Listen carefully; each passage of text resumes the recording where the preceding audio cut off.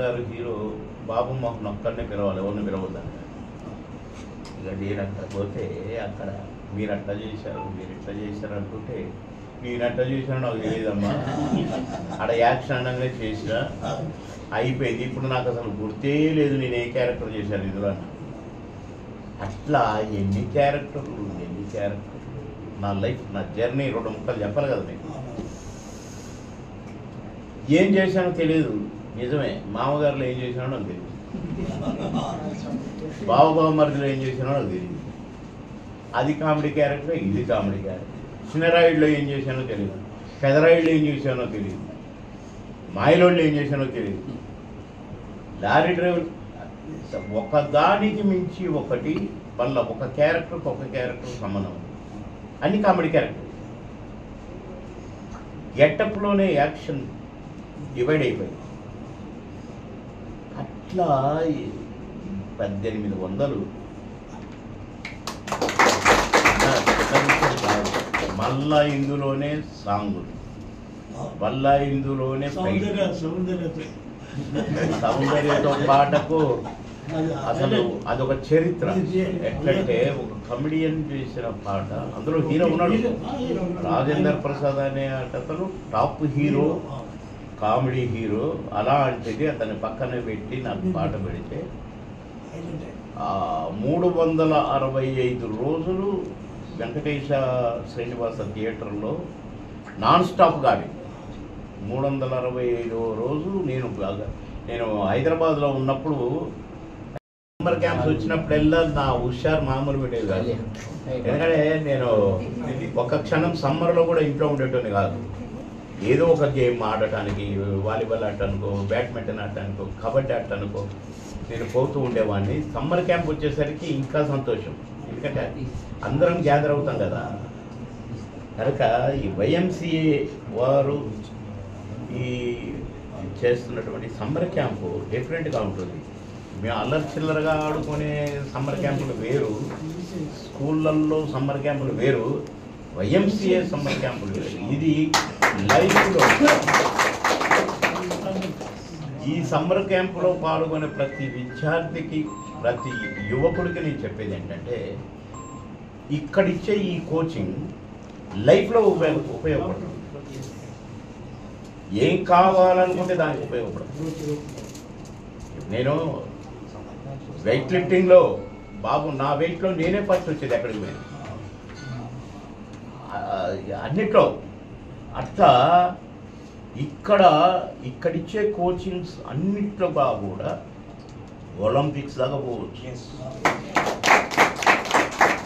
International players అవ్వచ్చు, ఇంటా గెలిచవచ్చు, రచ్చ గెలిచవచ్చు. కనుక ఈ కోచింగ్ తీసుకునే వాళ్ళు అదృష్టవంతులు, ఈ కోచింగ్కి సీటు దొరికే వాళ్ళు కూడా మహా అదృష్టవంతులు. వీళ్ళని ఇక్కడ దాకా రావడానికి ప్రిపేర్ చేసిన తల్లిదండ్రులు కూడా అదృష్టవంతులు.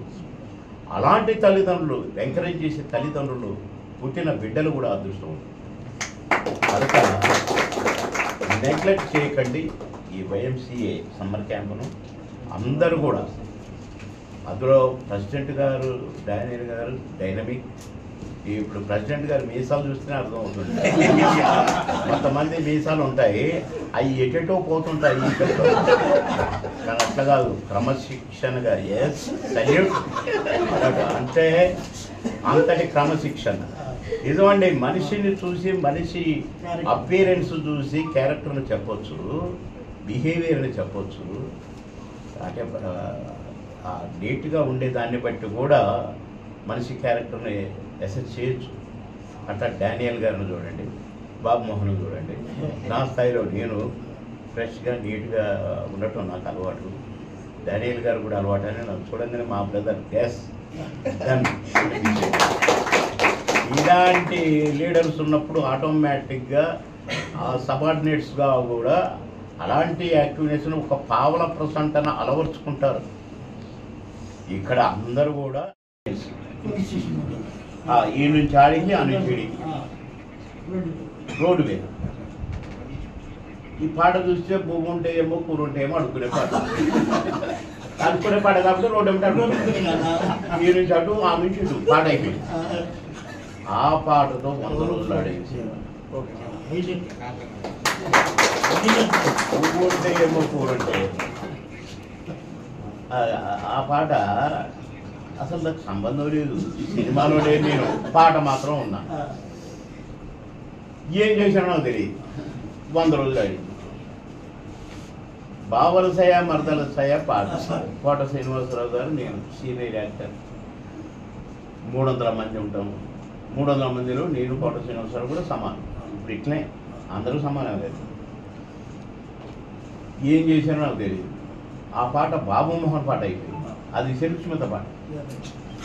అట్లా ఒక్కొక్క సినిమా, ఒక్కొక్క కథ, ఒక్కొక్క వ్యవహారం. 1/2 సినిమాలో క్లైమాక్స్లో ఒక ఫైటింగ్ చేస్తాను నేను అంట, దాంతో 100 రోజులు ఆడింది. అట్లా గర్వంగా ఫీల్ అవుతాను ఒక్కోసారి. నేను ఏం చేశానో నాకు తెలియదు. ఇది ఇంత ఎట్లా ఇంత మెచ్చుకుంటున్నారు ఏంటి అనుకుంటాను. నేను నాకు తెలియదు కదా, అది మీకు తెలుసు నేనేం చేశాను.